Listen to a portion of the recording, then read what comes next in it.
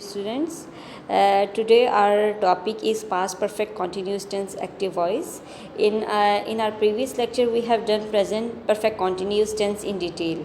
I have told you about the definition, sentence formation, and I have also given you the concept of fixed and unfixed time. Now we will do past continuous tense and we will see first its definition, then which time we use in it, to obviously two types of time. Okay, so let's start with definition. Past perfect continuous. We use the past perfect continuous to talk about something which had been in progress up to the past time. Past perfect continuous में हम बात करते हैं उस बारे में जो काम माजी में कहीं पे जारी है.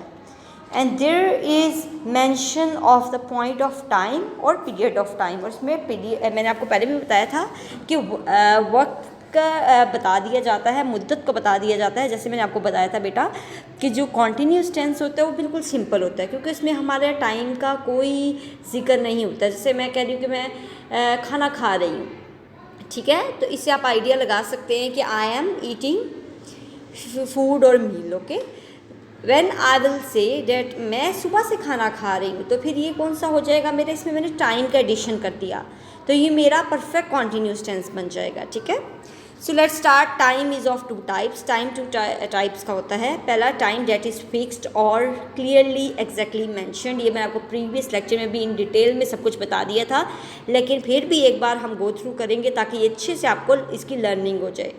ये टाइम जो फिक्स होगा, क्लियरली मेंशन होगा, उसमें कौन सा है, मंडे है, 1980 है, 6 o'clock. इससे आप इजीली आइडिया लगा सकते हैं कि ये टाइम फिक्स्ड है. Time that is not fix और नॉट एग्जैक्ट, उनमें कौन से हैं, 2 hours, 4 days, 3 days. ये सब मैंने आपको पहले बताया था. We don't know which 4 days we are talking about, this week, previous week. Okay, since is used for starting or point of time. For is used for duration. Again there is a column of since and for. 2 o'clock fix time के लिए since use होगा. उनमें क्या क्या चीज़ें हैं, 2 o'clock Thursday 13th March, evening, morning, yesterday, tomorrow. And unfixed time we will use for, which is 2 hours, 10 minutes, 3 days, 1 day and 3 years. Now let us move towards sentence structure. Let's start with affirmative sentences. Affirmative sentences is also called simple sentences और positive.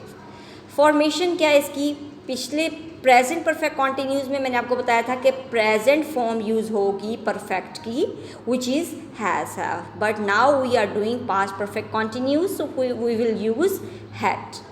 So subject first, there come subject, then had been plus verb form of verb, first form of verb plus object plus time which is since और for. ठीक है, अब मैं आपको एक important चीज़ यहाँ बता दूँ बेटा, क्योंकि नाम से आपको आइडिया हो गया है कि ये परफेक्ट, प्रेजेंट परफेक्ट या पास्ट परफेक्ट कॉन्टीन्यूस है, तो आपने एक चीज़ हमेशा याद रखनी है.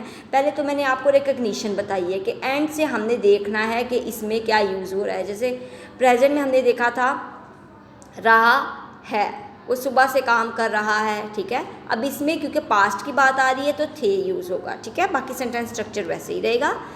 अब क्योंकि हम इसमें कॉन्टीन्यूटी की भी बात कर रहे हैं, इसलिए हम फर्स्ट फॉर्म के साथ आईएनजी लगाएंगे, और क्योंकि परफेक्ट की पास्ट फॉर्म लगा रहे हैं इसलिए हम क्या लगाएंगे, हैड बीन लगाएंगे. चलिए स्टार्ट करते हैं एग्जाम्पल से. वो 1 घंटे से पढ़ रहे थे. They had been studying for 1 hour. वो 6 बजे से पढ़ रहे थे. They had been studying since 6 o'clock. तो इन दोनों एग्जाम्पल से आपको सिंस और फोर का भी यूज़ का आइडिया हो गया और आपको सेंटेंस स्ट्रक्चर का भी पता चल गया कि ये क्या है. ये स्टडिंग की स्पेलिंग यहाँ पे बेटा इसको करेक्ट कर लीजिएगा, ये बाय मिस्टेक है, मेरे में प्रिंटिंग में ही प्रॉब्लम थी. इसको STUDYNG, ठीक है, YING, डबल डी नहीं आना, एक डी को काट दीजिए, नेक्स्ट वाले को पहला डी लगेगा दूसरा वाई लगेगा. ठीक है, इसको चेंजेस कर लीजिएगा. नेक्स्ट नेगेटिव सेंटेंसेस, इसकी फॉर्मेशन किस तरह से होगी, सब्जेक्ट प्लस वही सिमिलर जैसे मैंने आपको बताया है कि हैड और बीन के मिड में नॉट लग जाएगा. बाकी सेंटेंस स्ट्रक्चर हमारा वैसे ही रहेगा. Been, first form of verb ING, object, since और फोर और प्लस टाइम. एग्जाम्पल करते हैं. वो 1 घंटे से नहीं पढ़ रहे हैं। They had not been studying for 1 our.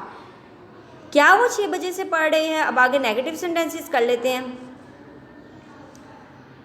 Let's move towards, अच्छा ये तो कर ले, क्या वो 6 बजे से पढ़ रहे थे? वो 6 बजे से नहीं पढ़ रहे थे, ठीक है, इसमें नहीं लगेगा।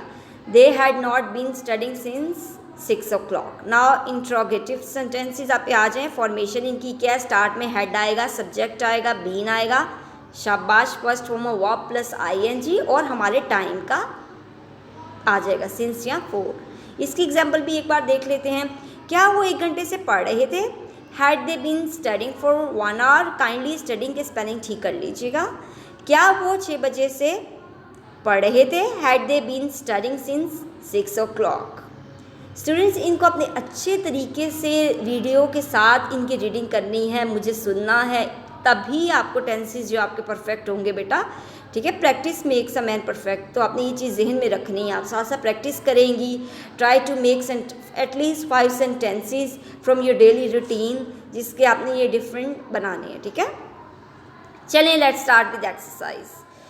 बच्चा 2 घंटे से रो रहा था। The child had been weeping for 2 hours। Similar, आपने सबसे पहले कोई भी सेंटेंस आपके पास आता है उर्दू में, अगर आपने उसको इंग्लिश में ट्रांसलेट करना है तो पहला काम हमारा क्या होता है? रिकग्निशन का। हमने रिकग्नाइज करना होता है ये कौन सा टेंस है। अब देखिए टाइम का जिक्र आ गया। मैंने आपको बताया कि टाइम की मुद्दत और पीरियड को बताया जाएगा, तभी हम आइडिया लगाएंगे ये कौन सा टेंस है। अगर इसमें टाइम की बात नहीं होगी तो ये सिंपल पास्ट कॉन्टिन्यूस का होगा, लेकिन अगर टाइम की बात है तो ये पास्ट परफेक्ट कॉन्टिन्यूस है।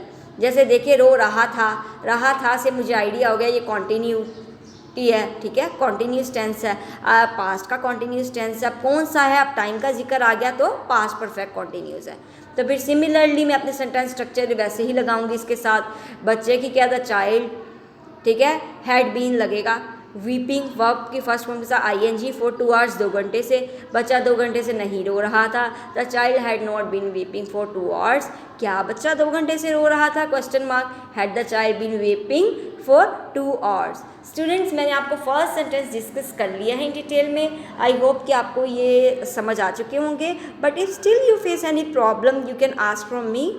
Now I will send you all these 10 sentences and you have to complete it on your notes. Thank you so much. Allah Hafiz.